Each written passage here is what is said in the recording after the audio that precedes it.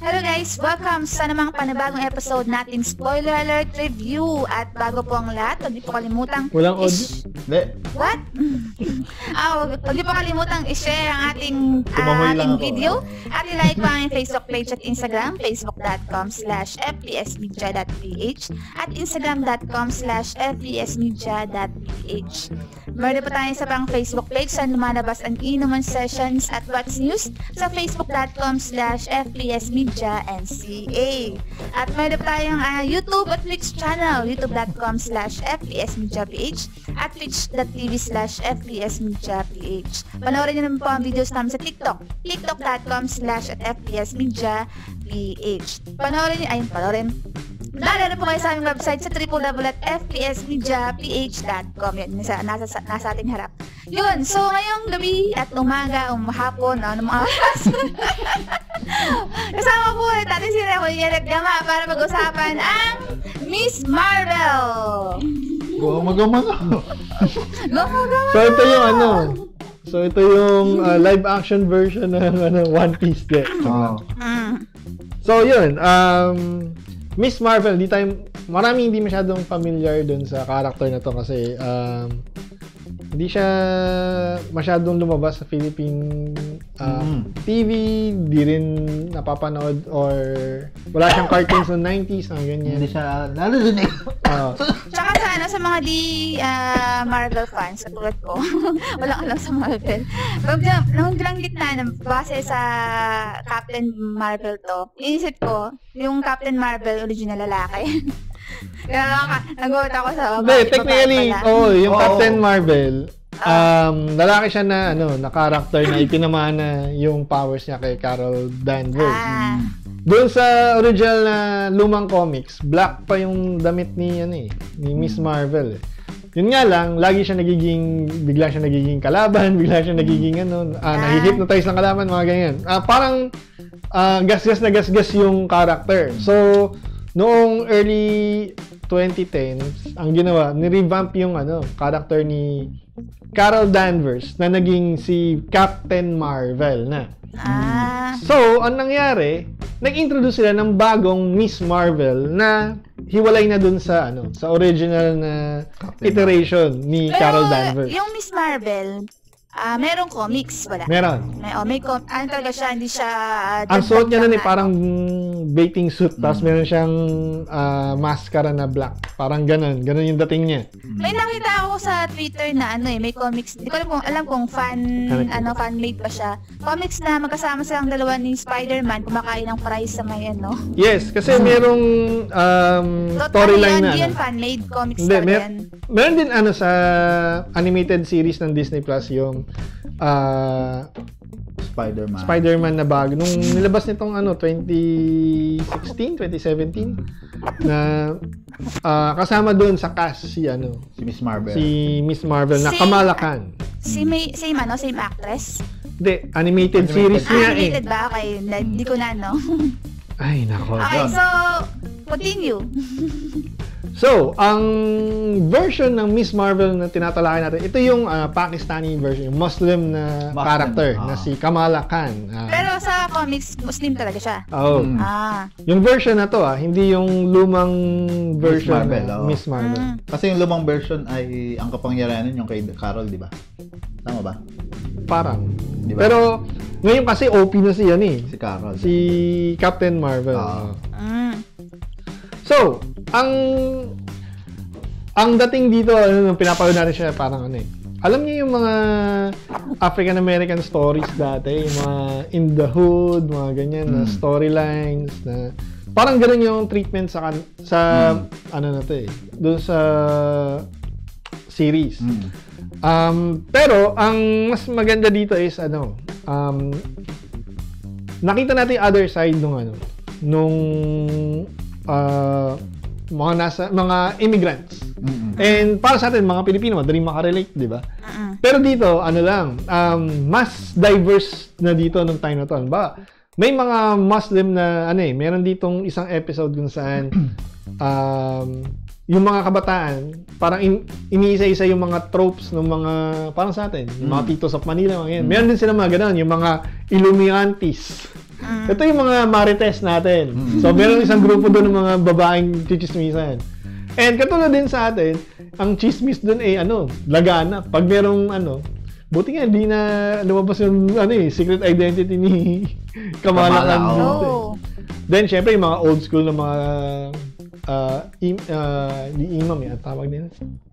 Yung mga elders nila. Elders ng Muslim mosque. Meron dito yung mga mix. Dito dahil teen story to, meron ulit romance, tapos yung usual na may geek friend na hindi napansin, tapos may ibang gusto. Pero ang lang sa point of view naman ng ibang race, ibang lahi. Buti nga, hindi nila nakita para tayo manood kasi baka isipin nila racist ka sa Newey. Hindi naman. Hindi na? Grabe kayo, hindi niya type yung kasi kalahi niya to. Hindi, I mean kasi para sa point of view niya, yun ang pogi para sa kanya. Di ba pogi sa'yo? Ha? Hindi kasi maputi, hindi kasi chinito, tsaka matangkad. Hindi, yun nga, meron siya ditong friend, si Bruno, hindi Mars, Si Bruno. Si Bruno Brian. Na nakatira doon sa nila, sa community nila, meron siyang ang tawag doon? Tindahan. Kung sa atin, parang grocery. And cosplayers din sila eh. Si Bruno ay Amerikano. Pero kahit ibang lahi siya, kahit siya lang yung, parang siya nga yung outsider sa sa grupo nila sa tawag dun sa community nila. Pero siya, tanggap-tanggap. As in, rin siya nakakasakay, kabisado rin. Alam din niya yung language. And siya, tech savvy. Diba? Then, meron dito yung tatay naman ni Kamala Khan na sobrang obsessed sa mga sa technology. Yung talagang futurist ang thinking. Gusto niya ng yung CCTV, yung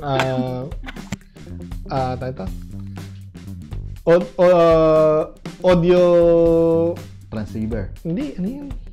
Audio command sa voice activated na tawag doon, speaker, pero ang pinapatugtog yung mga Muslim music, ganyan. So parang dito sinasabing hindi naman tayo nalalayo sa kanila. Maliban na nga lang dun sa kanilang tawag dito religion. And dito tinalakay din yung sa religion nila, yung tipong inisip natin masyadong silang seryoso, ganyan. Pero dun, 'di ba, nag-uunahan sila dahil nga late sila dun sa tapos maghuhugas ng pahay, hihilamos, ganyan, tapos may nasira pa silang tile. And parang in a way, gumaan yung tingin natin na hindi naman pala hardcore lahat ng But still, tinalakay pa rin dun yung isolation nila bilang sila nga ay Muslim. Kasi nandoon din yung pag sa kanila, yung bad Muslim, good Muslim, binanggit ng yun, tatay ni nung nagkaroon ng issue tungkol sa hero na nakita sa community nila. So, yun, ang bago nagsimula yung pagiging adventures or bago napunta nalagay sa panganib buhay nitong si Kamala.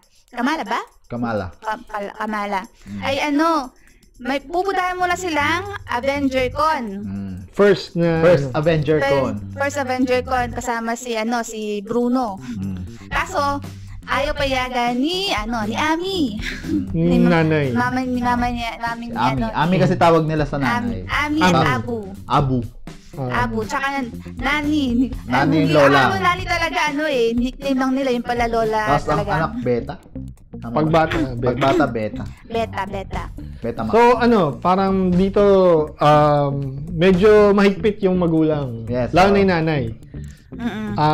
Dahil meron din silang history doon sa kanilang hometown sa Pakistan. Nagkaroon ng maraming kritisismo mula sa mga kapitbahay dahil sa nanay ni Kamala. Sa lola ni Kamala. Yes, oo. Dahil pagka-weirdo, marami daw Madaming fantasies, yun daw, and yun, kumbaga, merong mother and daughter conflicts dito sa nanay ni Kamala tsaka sa kanya, at then sa nanay ni Kamala at sa lola niya. Yes. So, in a way, sa loob ng 6 na episodes na, let's say, nasa 40 minutes, 35 to 40 minutes yung buong episode. Pero yung intro, tsaka yun. So, yun, hindi nga pinayagan si Kamala na punta sa Avenger Con. Pero bago pala dapat sana papayagan siya, kaso ang papasuti sa kanya ay yung na-hook daw na costume, Muslim style or na parang damit siya ng sobrang luwag na may padding, tapos Tapos kailangan kasama yung tatay. Oo, tapos nagdahok yung tatay. Make-up si abo niya. Kaso, typical na teenager, alam mo na, yung madalas nakakapagbitaw na ng masakit salita sa magulang. Na nasaktan niya yung feelings ng papa niya. So, yun, din siya pinayagan ng mama niya, pati ng papa niya. Kasi siya. Captain Marvel na naka-set up na kasi yung Captain Marvel costume niya. Para may contest dun yung mismong Avenger Con na Captain Marvel contest na yun yung sasalihan niya. So yun, di siya pinayagan. Kaya ang nangyari dito, pumuslit siya. Marami nga siyang plano. At napasin ko dito sa sa series na to, ang daming graphics. Parang Scott Pilgrim yan, yes. Basta yung mga, although masaya naman, entertaining naman, pero sobrang daming graphics, di ko alam kung saan ako titingin. Tapos may dumating na package, di ba? Oo. Tapos nandoon yung bangle ng lola niya. Ng great grandmother actually, nanay ng lola niya. Yeah, si Aisha. So yun, nung nakita ng mama niya yun, hindi niya nagustuhan, pinatambak dun sa attic. So yun, ito nga dahil di siya pinayagan, tumakas sila Bruno tsaka si Kamala papunta ang Avenger Con. Tapos plano pa sila dahil nga may CCTV na sila sa sa bahay. Nakikita na nila kung pupunta sa kwarto ni Kamala si mami niya. Si Ami or si Abu. Oo. Tapos yun, pagdating sa Avenger Con, masaya yung Avenger Con, parang ganda ng Nung pagdating parang entertaining nga siya Nag-enjoy sila doon at sumali siya nung sa nung part na ng Abatagon. Hindi, yung part si Popo yun. Yung part ng yung part na magko-contest na nga, magsisimula na yung Captain Marvel costume contest. Basta yun na yun. Siyempre, sasali siya. Kaya lang, nagsasuot pa siya ng costume, ganyan. Tapos yung sinuot niya yung bangle niya, biglang nagbago, yung niya, pakaramdam niya. Yung perspective or something, parang hindi niya makontrol kasi yung may power, parang napunta siya sa ibang mundo. Napunta sa ibang mundo. Tapos medyo si Kamala kasi may pagka siya nahihirapan siyang mag-concentrate sa sa isang bagay, mabilis siyang ma-distract. Yes. Ito napalala. Lumala na sinuot niya yung bangle, parang hindi siya makapag-concentrate sa kung anong dapat niyang tutukan. Tapos yun, biglang na-activate niya yung power as official na ba na Miss Marvel? Hindi pa siya. Ba tawag sa kanya, nightlight? Nightlight muna. Hindi, na-activate niya nga yung powers nang hindi sinasadya. Oo. Tapos may nabangga siyang yung ulo ni Ant-Man na malaki. Basta magawa pa yung mga audience, akala kasi ang ganda akala ng effects Ganda ng effects Tapos pa nga, may pagka-elastic man siya, lumalaki yung part ng katawan niya, yung kamay, lumalaki, magad ka ito, ganyan. Yan, naging ganyan siya. Tapos, yun, amazed din si Zoe. Si Zoe ay, isang, batawag doon?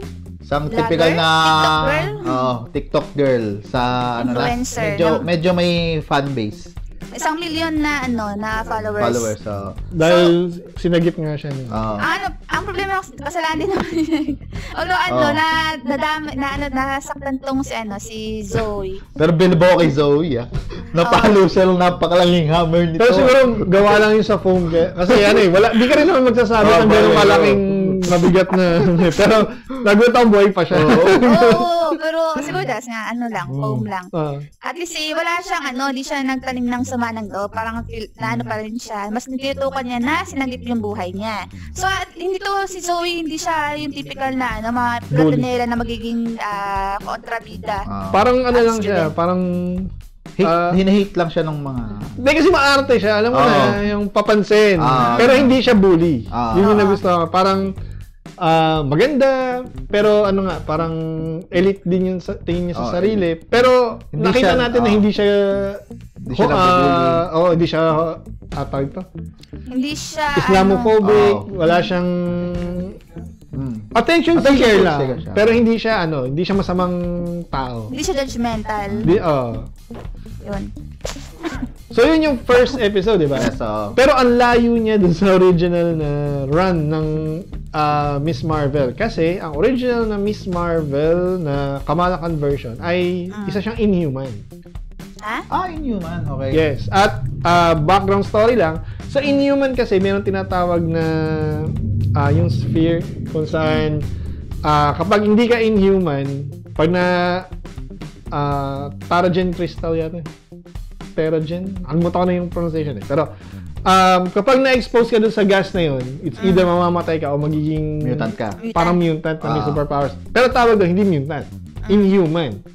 Inhuman? Kasi ang mutant sa... May series na Inhumans. Pero matagal na eh. Pero kasi nag-flop eh. Nag-flop ba yun? Okay, kaya. Iba yung mutants. Pag sinabi natin mutants, pinanganak ka na meron kang mutant gene. May powers ka, meron kang abilities. Ito. Akala ko nag-mutant pag naman tao tapos naapektuhan lang ng Hindi. Ito naman, Inhuman ka, isa ka sa mga ancient civilization o descendant ka ng isang ancient civilization na kapag na-expose ka sa Terrigen Mist, magkakaroon ka ng powers. Or matitigo ka. Or, hindi, pag hindi ka ancestor ng, pag hindi ka descendant ng mga Inhumans, hindi ka magkakapowers, mamamatay ka. And dito sa Inhuman storyline, parang naging siya, ginamit na parang terrorist attack. Tapos nag-spray ng napakadaming Terrigen Mist. Maraming namatay, pero maraming umusbong na Inhuman. Isa doon si Kamala Khan. Pero parang ang dito sa story din naman ng ni Kamala Khan dito sa Miss Marvel na to ay para ding ancient din yung pinagmulan niya eh. Kasi yung mga mga kasama niya doon, mga parang hindi tumatanda. Parang Inhuman din. Naman sa kanila, tawag naman sa kanila, Jean. Jean ang tawag nila. DJIN. GIN. Or another natin GIN. Billie Jeans. So, ang mga succeeding episodes, nakita natin dito yung nagpa-practice siya, nagsasanay. And ito namang si Bruno, kuha nung isang prestigious scholarship sa Caltech. Ibig sabihin, after a few weeks or months o yung semester, doon na siya mag-aaral. Kaso, may dumating na ka-rival sa puso ni Kamala, di siya makaalis, bukod pa sa medyo pugi. Medyo may nasa anong sitwasyon komplikadong sitwasyon si Kamala dahil nga sa power niya. Tapos hinahunting siya. Hinahunting na siya ng mga... Nag-aalala si Bruno para sa kanya. Ano yung naghahanap sa kanyang una? Yung Department of Damage Control o DOC. DODC. Yan. So yun hinahunting siya. Tapos dito nung nakita ko yung in-interrogate si Zoe, doon ko na-gets na, hindi siya Batanella. Kasi yung expression niya, nag-aalala siya para sa sa savior niya. Kasi parang ine-emphasize ng DODC officer na sinubukan daw siyang patain nung superpower individual. Pero kinlarify ni Zoe na she saved my life. Tapos parang alam niya na parang may something. Parang may sinister something tong mga tao na to. And in a way, nakita naman natin sa mga succeeding episode na talagang nag-effort siya na protektahan din yung savior niya. Yung savior niya. So, yun, mayroon dito nakilala si Kamala, yung crush niya, na nalaman niya na kalaki. Si Kamran. Kaklan? Tamang word sa same gene. Same branch of the family or something. Hindi branch of the family. Pareho silang pinagmulan ng origin. Yes. Natuklasan niya na yung great grandmother niya, si Aisha. Ay galing sa ibang dimensyon. Yes. And ganoon din yung ibang mga taong kasama ni Karam. Si Karam ay 17 years old lang at anak nung isa sa mga Kamran pala, Karam. Kamran. Half Jin lang siya. Although di in-explain sino tatay niya, pero parang self-explanatory na na niya. Na dun siya iba yung niya, hindi Jin yung tatay niya. Kasi walang ibang kasama na And itong mga in-outcast ay humahanap ng parang makabalik sa kanilang mundo. Yes. So, yun, minit nila si Kamala at sabi, medyo maganda yung kasi maganda yung approach kasi una, niligtas si Kamala kasi mula dun sa mga DODC. DODC, tama ako. Tama. DODC. Yan. Tapos yun nga, niligtas siya. Tapos yun ang approach sa kanya. Pinakilala na nila yung sarili nila kay Kamala. Pero yun nga, ang kailangan sa kanya yung banggel. Ang rin kasi, kaya nakuha rin ng loob ni Kamala nun dahil naghahanap siya ng mga tanong na walang makakasagot. Tapos hindi niya maano yung mama niya, tapos hindi rin niya makausap na matino yung lola niya. So, yun. Nakuha niya yung sagot dun sa sa grupo nila Kamran. Pero yun nga lang, itong mga akala natin ay mga mababait na nakalimutan natin, ba't nga pala sila in-outcast? Yung pala, ito yung mga exiled sila for a reason. Kumbaga, hindi sila good people. Sabihin natin yung pamamaraan nila ay hindi maayos. Kasi siguro desperado na sila. Isipin din natin kung saan sila nanggagaling. Tsaka tagal na ilang dekada na. Dahil hindi na sila makapaghintay. Dahil nakita nila yung banggel. Nakita nila si Kamala. Hindi na sila makapaghintay. Naubos na pasensya agad nila. Gusto na nila pilitin si Kamala na buksan yung gate. At may nalaman ni Kamala at ni Kamran na may consequence ang pag-open ng gate para sa Bruno, sa world natin. Si Kamala, si Bruno na kailangan ng malakas na energy. And ang pag-describe, malaking boom. So, kumbaga, hindi pa sila sure kung mabubuksan ba nila o matutulungan nila. Kasi, kumbaga, kailangan pa nila ng kailangan pa ma-ensayo, kailangan pa pag-aaral. So, yun, ang dumating nga yung family ng mga jeans at nasa kasal sila ng... Kinakasal yung kapatid ni, yung kuya niya, ni Kamala. Si Amir. Amir. Amir ba? Iba si Amir. Yung idol ni Kamala yun, si Amir. Si Pawad. Ay, si Hasan pala, Hasan. Basta yung kuya niya, dahil gusto nga ni Kamala na maligtas yung pamilya niya. Dahil andun yung clan nila yung community nila Amir. Malalagay sa panganib Si Hasan yung nag-train sa kanya. Si Amir yung kapatid. Si Amir. Parehas kasi may bigote. So, no choice si Kamala, kundi yung fire alarm. Para maligtas yung mga so, yun, nagpanik yung mga tao, naglabasan. At yun, nahanting na nga si Kamala ng mga Jin sa loob ng sa loob ng building na yun. So, nagkaroon ng labanan and in a way, nakataka sila Kamala dahil dumating din yung mga mga DODC. Yes. And nakapaslit sila. At nahuli tong mga Jin. Ng DODC. Pero, nung pag-uwi niya, medyo masama yung loob ng magulang kasi, di ba? Family affair. Kasal ng kapatid. Nasira dahil nakita Tapos may may mga nahuli pa ng mga grupo. Sabi nakita daw nila na kasama ni Kamala yung mga yun. So parang sumasama siya sa masamang tao. Parang naging masama imahe ni Kamala sa community nila. Hindi lang yan, pati doon sa best friend niyang babae. Na si hanapin natin ulit. Basta. Si Nakia. Nakia. Nakia ba? Kasi tumatakbo bilang board ng kanilang mosque. Ang nangyari kasi, gusto niyang sabihin ni Kamala sa kanya yung sikreto. Ang problema, parang nakikita niya as a nuisance itong si Nightlight. Si Nightlight pa siya dito Kasi yung pinangalan sa kanya. Parang nuisance ang dating. Yung kasi may isang ano kasi sa isang Sige, sabihin mo. Isang gathering kasi ng mga nung festival nila. Hindi pa 'yon. O yung nung una kasi tawag dito. May pumunta sa mosque nila dahil may niligtas si Nightlight sa bata. Yun na yun, yung sa festival na yung nag-selfie yung bata sa torre, tapos yun nalaglag. Tapos itong si Kamala, niligtas niya, kaso nga nag-posing pa, di mo niya kinuha yung bata. Laglag. Sabi ko, baka malaglag. Hindi, ang nangyari, nagkaroon siya ng premonition, tapos nawala yung concentration niya, yung platform na gawa doon sa powers niya, nabasag, tapos nalaglag yung bata. Pero kung sana bago pa siya nag-posing, kinuha, nung umalis siya sa platform, dapat kinuha na niya yung bata. Ang nangyayari, iniwan niya kasi doon, tapos nung time na kukunin na niya biglang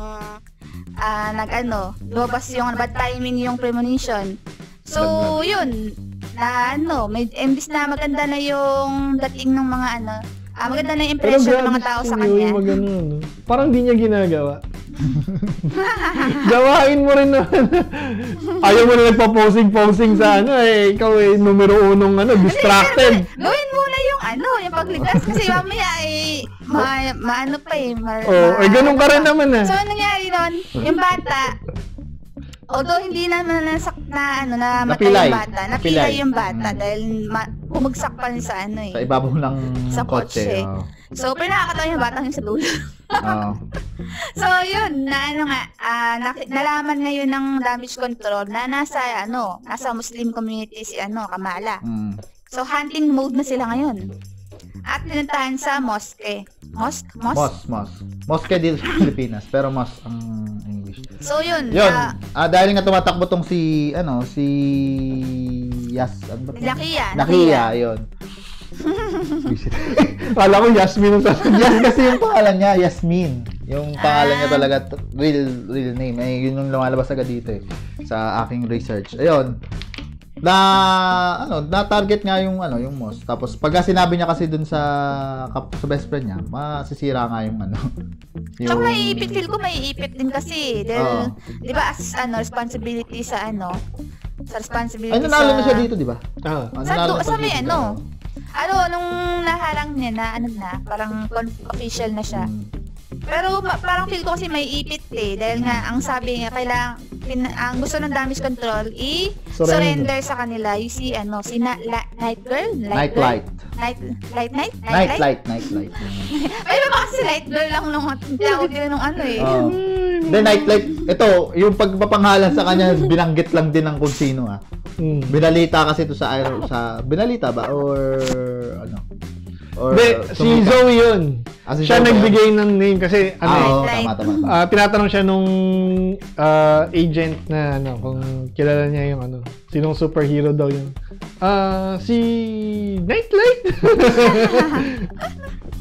So parang consistent hanggang sa 'di ba sa She-Hulk na nagbibigay ng name sa mga superheroes kung sino-sino tas nag-i-stick na lang bigla. Maliban lang kay Spider-Man.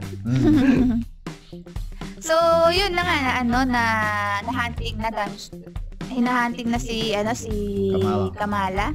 At ngayon yung lola niya si Nani.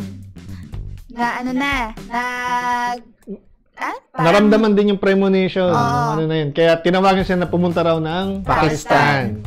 So, yun si Kamala grounded.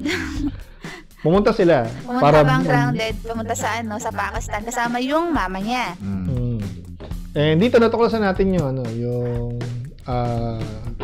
yung heritage, yung lola nila, yung community din, and then yung lugar. Na kung saan na-meet niya yung harem number 3 niya. ikaw senyo, kung parang hindi mo gawain. Yung train ba premonition niya? Okay. Hindi ko kasi baka napipikit na ako nung pinapaload dati. Na-meet niya dito yung sabi ko yung sidekick daw Sa comics. Sa comics, sidekick niya. Pero parang hindi sidekick natin kasi. Mga nag-collect. So yun, na-meet niya yung ang pangalan ng lalaki? Yung Si grupo, Search. Teka lang. Ano siya? Si Karim. Red, yung pangalan Red ng grupo. Dagger. Oh, si Red Karim. Dagger. Parang nakita ko to sa ano eh. Parang Power Rangers or ano, ganun, di ba? Itsura niya. Oo. So, yun, na-meet niya Arabic itong si, Night. yung Red Dagger na member. Pinakilala siya sa, sa grupo, Coverage na isip ko. sa master ng, ng master ng Red Dagger. Doon in-explain kay Kamala yung tungkol kay Aisha. At yung, tinuruan siya kung paano, gamitin or paano lumaban. Kontrolin Kontrolin yung powers. Yun. Tapos, Kaso, yun nga. na-hunting siya ng jeans. Oh, yung Jinx nakawala sa DOCT. DC. Tama ba? DC yan. Nakawala yung mga ano na to, yung mga Jinx na to. Jinx. Mga jeans. Nabubulol na tayo dito sa palabas na to. Tapos yun, sinundan siya sa Pakistan. At nakalaban nga nito yung Red Scabbards. Red Dagger. Kaso, namatay dito yung master ng Red Dagger. Nag-sacrifice yung master ng habang Red liligtas si Kamala. Grabe rin yung nila dito, yung takbuhan, yung matawag doon sa yung habulan nila dito. Chase scene. Yung chase scene na yun, nakakahilo. Pero nakikita ko parang minsan, parang sa Quiapo lang to. Hindi, medyo mas malakas yung shaky cam eh. Yun yung napansin ko eh. Kaya medyo nahilo ako dun. Pero nung tumuloy na yung naglaban na one on one kasi tatlo eh. Yun, medyo umokay na. So, yun nga, anong hinahabol nga si Kamala doon, napansin ng magulang niya na hindi pa siya umuwi. So, ang ginawa nila, nalaman nila na may GPS. So, pinuntahan nila si Kamala. At doon kay Kamala, sa side naman ni Kamala, na-meet niya nakaharap na niya yung mama ni Kamran. By the way, si Kamran ay wala na dito sa gym. Iniwan ng mama niya sa kasi tawag dito kumampi kay yan. Kay Kamala. So yun, aksidenteng na-open yung gate. Kasi nasaksak Basta yun yung nanay ni Kamran. Nasaksak yung bangle tapos nag-open yung gate. Diba kasi itsura? Ano nangyari? Hindi pa. Nag-time travel siya. Nag-time travel muna. Pagkasaksak, napunta siya sa time travel pa lang siya doon. Nag-time travel si Karim. Si Kamala sa 1947 nung panahon na nagkaroon ng yung tinatawag na partition kung saan yung India nakalaya na sa British colony.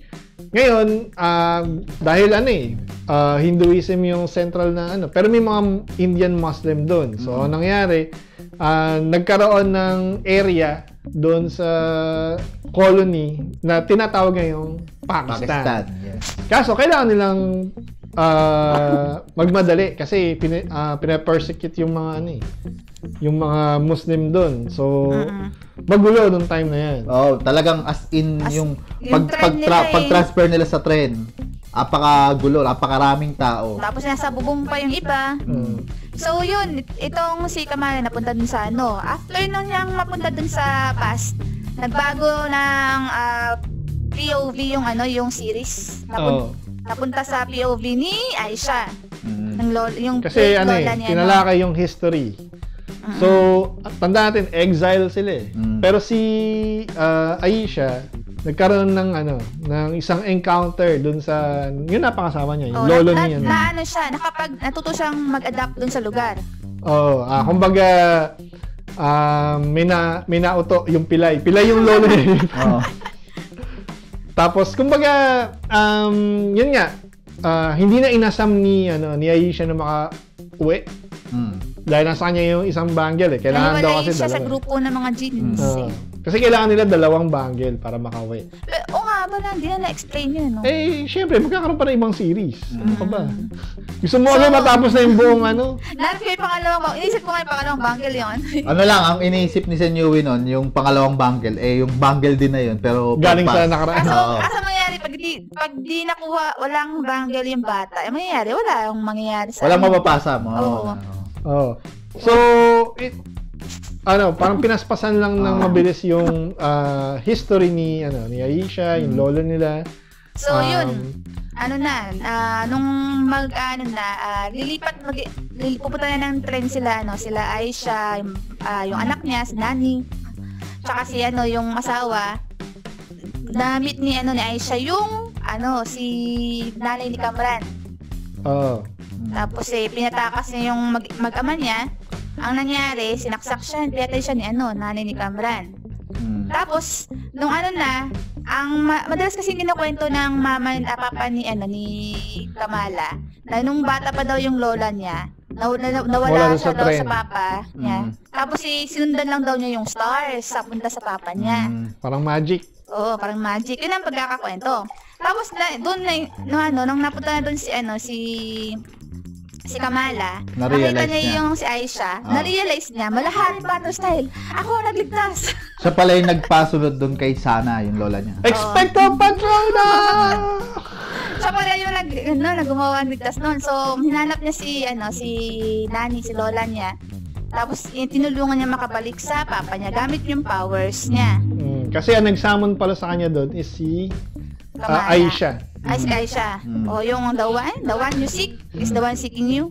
Ay nako, si Newy. Tapos yun, bumulik na sila sa dito sa laban, Tapos bagsak lahat. Hindi matay, parang sabay-sabay sila hindi matay. Kasi sumabog nga yung sumabog yung space dun sa dahil dun sa bangle. Tsaka may na-open na portal. Ngayon yung isang kasamahan nila nung nanay ni Kamran. Na-excite, umarap dun, sunog. Biglang nag-disintegrate. Nag-disintegrate. Yung effects nito parang effects nung saan ko ba nakapanood? Sa Evil. Basta ganun. Parang yung effects nun medyo lilo. Mawala mula yung balat. Kalansay na Kalansay. Tapos magiging abo.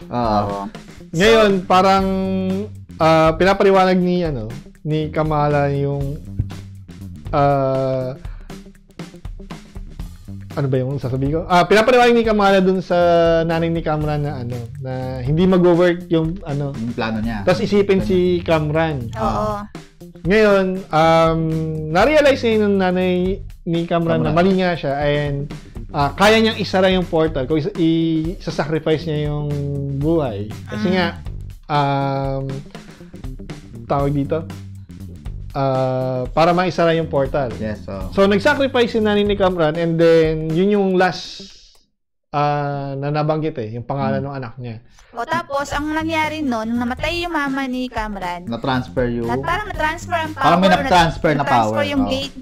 Di ko sure kung gate daw Para kasi may gauge sa katawan Parang counterpart ng power ni Kamala. Pero same sila ng So, biglang nag-activate yung power ni Kamran or nagkaroon siya bigla ng power dahil dun sa pagsara ng gate. Yun. So, ang sumunod ay itong si Kamran ay nagtatago at humanap ng tulong dun kay Brian. Na actually si Bruno. Ay, hindi. Ano ba? Brian ba tawag? Bruno. Akala niya. Bruno pangalan pero Brian siya ng Brian. Akala daw niya kasi Brian nga yung pangalan. Akala naman ni Bruno, inaasar siya niyang sinasadya na Brian. Tama, yun. So, yun, nung pumunta nga dun sa kanya, pumunta kay Bruno si Kamran, na-hunting si Kamran ng damage control at ang naging resulta, sumabog yung tindahan ni Bruno.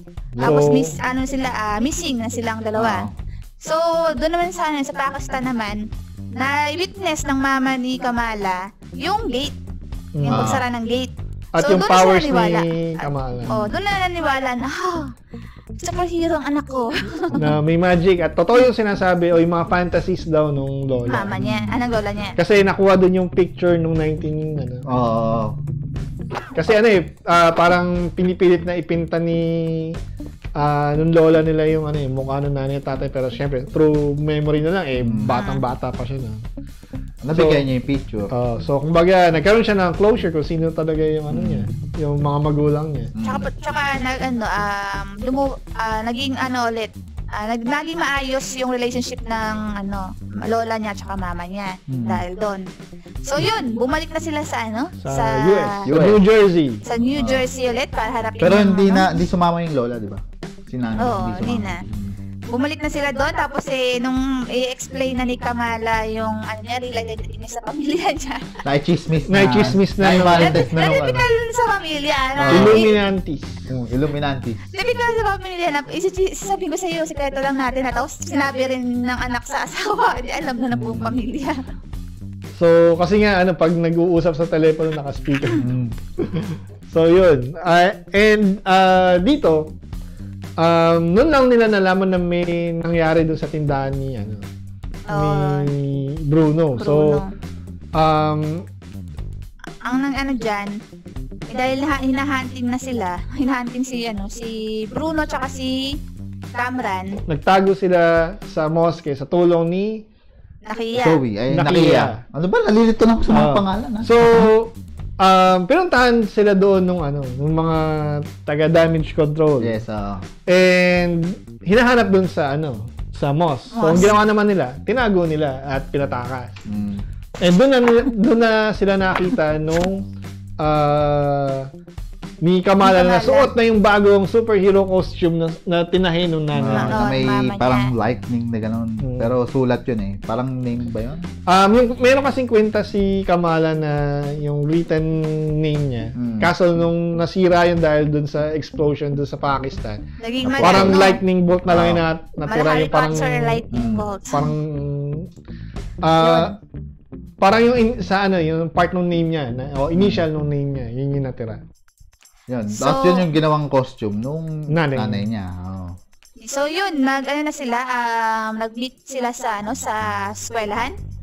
Ginawa nilang home alone yung eskwelahan. At kasama nila doon si Zoe. Tapos sa plano nila, ila-live nila ang yung pag-atake ng damage control sa eskwelahan. At humingi sila ng tulong sa community para puntahan sila doon sa lugar.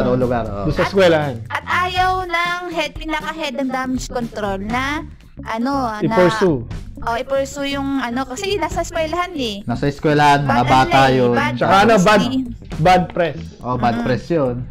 Na talagang ang ginawa naman nung babae na rin. Hindi siya sumunod sa utos ng head niya. Hindi sumunod sa head. Tinuloy pa rin niya yung pagsugod.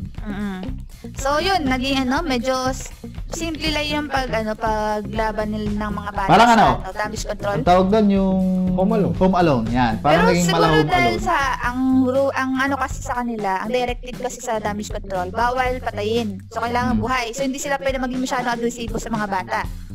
Pero ang kasi doon is, syempre, military kasi yan. Actually, bawal pumasok kasi ang military or police sa eskwelahan. Kasi nga, yun ay for learning. Parang dito sa atin, bawal pumasok sa UP ang mga military or police. Although, real world na may kasunduan DepEd at PNP. Anyway, pang-inuman sessions yun. So, yun yung isang issue bakit ayaw payagan. Kasi nga, bad publicity at pangit ang magiging image ng damage control sa public nun. Kaso nga, walang tuloy-tuloy pa rin si ate girl sa pag-atake sa eskwelahan. At sumugod na nga yung mga magulang ng mga tao sa community. Mga nasa komunidad para tulungan yung mga batang na-atake ng damage control. Si Zoe 1 million followers eh.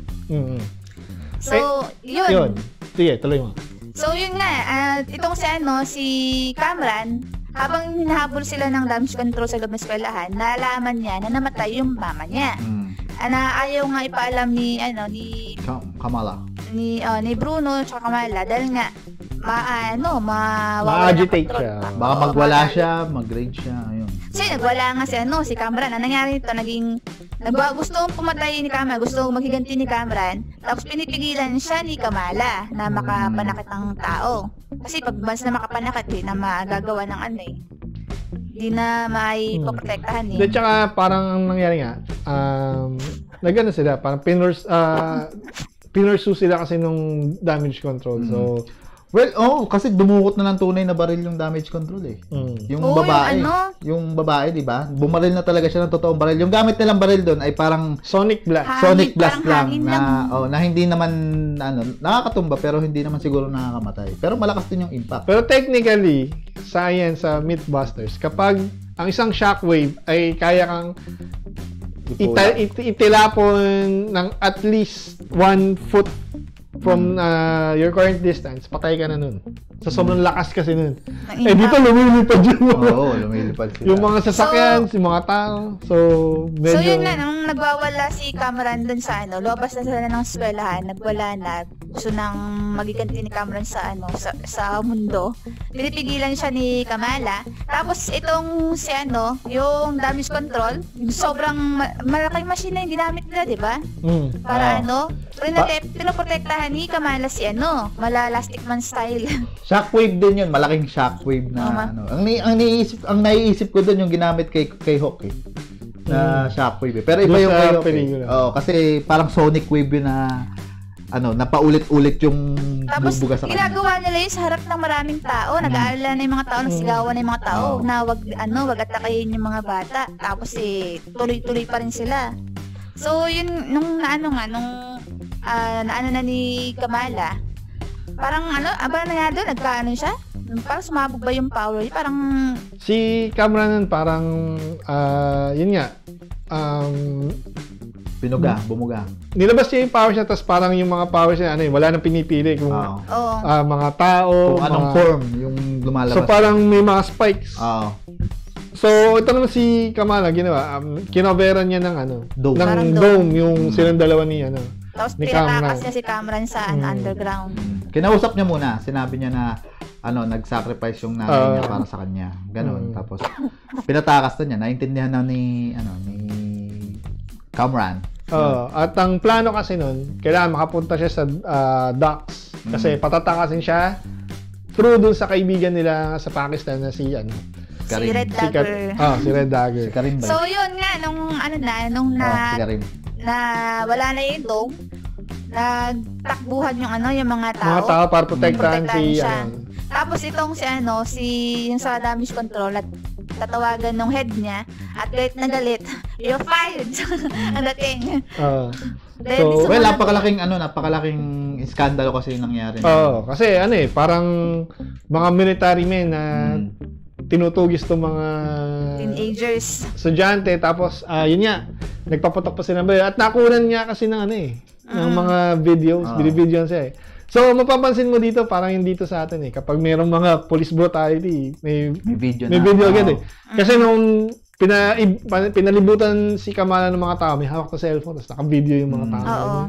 So, kumbaga, yung panahon talaga natin. Well, pati yung mga police na doon, yung una ayaw lang papasok yung mga tao humarap na rin, pinigilan yung mga taga-DODC.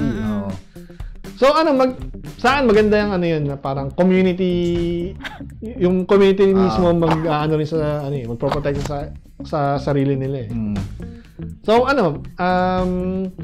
eto kumbaga meron nang nabuong arc ng pagiging superhero niya. So after nito nag-usap sila ng tatay niya dun sa bubong. And yung root name niya is Kamal, na ibig sabihin daw sa Pakistani Marvel. Yun, parang Marvel nga. Marvel or Wonder. So, doon niya kinabit na yung sarili niya, tinawag na niya yung sarili niya, Miss Marvel. Miss Marvel. Pero isang napasin ko dito sa yung, kasi parang hihila ng information, yung sa damage control. Kasi di man lang nila nalaman kung saan nakatira si Kamala. Yung hinahunt nila. Well, sa akin okay yun, na hindi nalaman ng damage control tsaka ng madla yung identity ni Kamala. Kasi di ba, nung tinutugi siya, tinulungan nga siya nila Cameron, di ba? Kaya di siya agad nahanap. And meron siya kasing mask, nakalimutan mo yung mask na binigay sa kanya ni Bruno. Kaya di sila nakikilala. Di siya nakilala. Kasi ang di lang naman nagpakilala talaga ng mga superhero diyan ay si Spider-Man at itong si sa IMCU sa MCU. Sila pa lang yung dalawang superhero na may secret identity. May secret identity. Yes. So, yun ang bang naging last scene? Yung last scene, naka siya. Yung last scene, ito hindi ko medyo magets eh. Sa totoo lang, hindi ko magets. Yung after credit? Yung after credits na. Okay, sabi ko kasi, di ba, kahit yung ibang fans nung una nakita to, nung una kasi, wala nanonood ng Miss Marvel. Pero nung lumabas yung nito, yung end credits, maraming na-surprise na to the point na pinanood na yung buong series. Ang nangyari kasi is naka Miss Marvel outfit si Kamala, then nakaharap siya sa salamin, pero biglang umilaw yung bangle. Then biglang na lang siyang hinigop doon sa isang part ng kwarto niya. Tapos pagtayo si Brie Larson o si Captain Marvel na yung lumabas. Si Lea Salonga, hindi joke lang. At meron siyang na expression na parang may malaking problema. So nung umpisa, inakala ng mga fans na si Kamala ay naging si Miss Marvel. Si Captain Marvel. Si Miss Marvel ay naging si Captain Marvel. Pero kinlarify ng mga writers na hindi, nagkapalit sila ng lugar. And yung reaction daw ni Carol Danvers doon sa na siya ay nasa kwarto ni Kamala, ibig sabihin maaari nasa worst scenario si si Kamala nun, dahil alam naman natin na si Captain Marvel ay taga-ayos ng problema sa buong universe, sa galaxy. Ay, buong galaxy pala. Sorry. So, yun yung taga-ayos ang kalat ng Hindi, kasi may mga civil war sa Kung mapapanood mo yung scene dun sa sa Endgame ba yun? Sa Endgame yun, di ba? Maraming ang inaasikaso tong si Miss Marvel kasi hindi lang Captain naman Marvel. Isang Captain Marvel, hindi lang naman yung Earth ang kanyang sakop. Buong halos buong galaxy yung sakop. And meron mga conflicts. Yes, kaya hindi rin siya basta-basta makatugon sa kaya late siya doon sa Endgame. Ay sa Endgame. Sa Endgame. Late siya doon. Umaatake na ng halos 10 minuto si Thanos, tapos noon lang siya dumating. Nagulat din si Thanos kasi ang lakas ni Captain Marvel doon. Yun. So, yun ang ito lang, hindi ko magets talaga kung bakit nagpalit sila. Dahil wala naman silang connection sa pinakita doon sa buong series. Ang connection lang nila yung fanbase. Pero, tandaan natin, may nagkakaroon ng, hindi ko alam kung series o movie na tinatawag na The Marvels. So, panigurado, doon natin makita yung connection. Ang inisip ko naman, yung pangalawang bangle, maaari. Pwede yung pangalawang bangle or... Kaso, Jean din yun kung tuko sa pangalawang bangle. Or may kinalaman sa race ni Miss Marvel, ni Captain Marvel, itong si Miss Marvel. Kasi nasa ibang dimension din sila, di ba? Wala bang bangles? Ibang planeta lang pala. Wala bang bangles Captain Marvel? Wala, iba yung pinagmulan nung niya nung power. Alien powers yun. Tingin ko kung ano man yung, kasi di ba hindi man nakita yung pangalawang bangle dito sa Earth. Kaya nga hindi daw magwo-work na makabalik sila sa mundo na isa lang yung... Okay, naintindihan ko na. Pwedeng nasa planeta na. Nasa ibang planeta pala yung bangle na yun. And as a search din siguro si Captain Marvel dito sa bangle na to. Or maaaring may iba pang source. Jinx to. Pwede rin may Kasi may diba, doon sa flashback noong 1942, nakuha nila sa kamay na parang alien yung yung bangle. So, tama. Blue yung skin eh. Oo nga. Yung sa may nabasa ako sa Twitter na part daw ng Phase 5 ng yung si Miss Marvel, tsaka si She-Hulk, tsaka si ba yun yung last na yung kay yung mutant na sa Wanda Si sa WandaVision, yung mutant na yung nag-transform, yung may bakit kanila na transform pabalik-balik sa loob ng si Abomination? Hindi, yung African American na babae. Pangalan sa WandaVision. Yung na 5 years na Yun, basta yun na yun. Teka lang. Si Maria Rambeau. Si Maria Rambeau. Part daw sila ng Phase 5. Anong Phase 5 yun?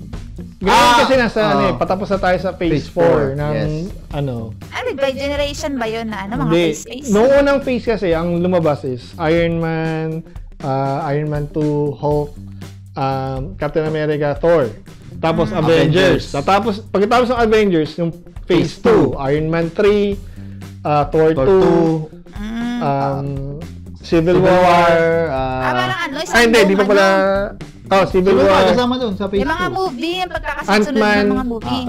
Hindi lang movie. Kasama series dito. Then, yun nga, lumabas din Ant-Man, tapos Avengers 2. Parang ang ends ng phase ay yung mga major movies. Major scenes dun sa which is yung Avengers 2, Endgame. Hindi, ano pa pala? Infinity War, Avengers 3, Avengers 4 yung Endgame. Yes, yun yung mga phase na sinasabi. Pero napakaraming nakasingit doon na pagka talagang tututukan mo tong Marvel, malilito ka kasi sobrang dami. Pero may guide naman sa Google. So, after nitong kay Miss Marvel, ang ongoing ngayon yung She-Hulk. She-Hulk, yes. Then, phase 5 din ba ang yung kay Ironheart? Si Ironheart talaga yung naabangan ko sa totoo lang. Baka kasi nag-shoot pa lang sila ngayon. Kasama rin sa phase 5 yung yung pana. Si Hawkeye? Kasama yun sa phase 5. Kate Bishop. Lahat ng lumabas, bago lumabas ang, ano bang lalabas ng movie na pang phase 5? Bukod sa, kasi ang huling Wakanda lalabas Forever ngayong taon ay Wakanda Forever. Pero pang end ng phase 5, hindi ko alam kung anong pang end ng phase 5. Next year pa yata magkakaroon ng Marami pa kasi magkakaroon pa ng Avengers 5 Kang Dynasty. Paano na nasabing start ng phase at end ng phase? Sila magsasabi, di tayo. Sila mismo Pero nakikita ko nga dyan mga major films na talagang collaboration ng yun yung mga nagiging phase. Kasi end ng phase. Ang start ng phase 5 ay yung sa after ng Ant-Man, yung Quantumania. Kasi doon lalabas yung pinaka susunod na Thanos, which is si Kang, the Conqueror. Si Kang na pala. Malakas si Kang, di ba? Malakas. Kasi siya, interdimensional siya na kalaban. Lumabas yung version niya. Hindi. Ano lang talaga? Tao lang siya. Okay. Tao lang siya na nagkaroon ng kapangyarihan na go back in time, na to the point na siya naging master of time travel. Tapos saan siya pumunta, nagkakaroon ng mga branch na universe. So yung natin ngayon, ang next series na ngayon, ng may kinalaman sa Marvel Universe sa MCU, She-Hulk. Ay yung She-Hulk ongoing Wakanda Forever, titukoy niya. Movie yun. Movie yun. Na nakakalungkot na movie yun. Dahil patay na si T'Challa. At talagang ginawa nilang ganun. Alam ko ganun yung magiging atake ng movie. Nawala na talaga si T'Challa. Yun. So, yun ang ating review para sa Miss Marvel. So, sana po nagustuhan nyo. At sa mga nais po mag-suggest na mga gusto nilang i-review namin na series, movie, game, mag-comment na po kayo sa ating video, sa video na to. Okay. So, yun. Huwag po kalimutang i-follow ang aming social media platforms. Yun. Sa November 11, Wakanda Forever. Then, meron kaming Facebook at Instagram, facebook.com/fpsmedia.ph at instagram.com/fpsmedia.ph. Meron din kaming isa pang Facebook, facebook.com/fpsmedia.nca. Meron din kaming YouTube, Twitch at TikTok, youtube.com/fpsmediaph, twitch.tv/fpsmediaph at tiktok.com/fpsmediaph. At syempre, ang aming website, huwag niyo kalimutang dumalaw, www.fpsmediaph.com. Nasilaw ako, natingin ako doon sa LED. Yun. So maraming salamat po sa ating viewers na nanonood sa ating spoiler alert review. Abangan niyo po ang next review natin. Yung ika-4 na episode ng She-Hulk, abangan niyo po yun. Yes. And ang The Marvels ay isang film na lalabas next year. The Marvels. Okay, next year pala. So sino magiging magiging mga bida dyan? Si Kamala, si Carol Danvers at si Monica Rambeau. Sila ang The Marvels. Carol yung sa Captain Marvel? Oh. Si Monica Rambeau. Oh, okay. Okay na. So, maraming salamat po. Hanggang sa muli. Bye-bye! Bye-bye!